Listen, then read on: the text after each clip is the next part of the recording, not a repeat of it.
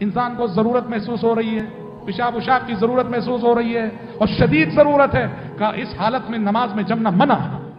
پیشاب وشاب کی ضرورت محسوس ہو رہی ہے، آپ نے کہا ایسے وقت نماز پڑھنا منع ہے، پہلے جاؤ فارغ ہو جاؤ، فارغ ہو کے اطمینان سے آ کے نماز میں شامل ہونا۔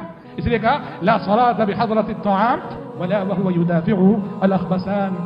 اور اسی طرح سے حضرات نیند ہے، نیند آپ صلی اللہ علیہ وسلم نے کہا اونگ کی حالت میں، نیند کی حالت میں نماز پڑھنا منع۔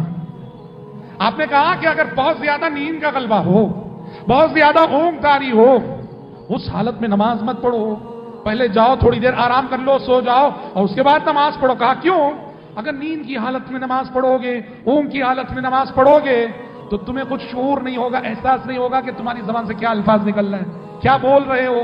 آپ نے کہا تم استغفار کرنا چاہتے ہوگے اور تمہاری زبان سے بد دعا نکل رہی ہوگی، اپنے حق میں دعا کرنا چاہتے ہوگے، نیند کی حالت میں الفاظ بد دعا کے نکل رہے ہوں گے، اور یہ ایسا نہیں ہونا چاہیے۔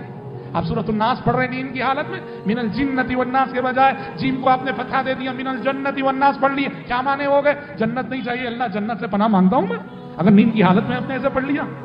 آپ نے کہا انسان بیدار رہے، بیدار مغز رہے، کیا زبان سے میں کہہ رہا ہوں، کیا زبان سے میں پڑھ رہا ہوں، یہ بالکل مستحضر رہنا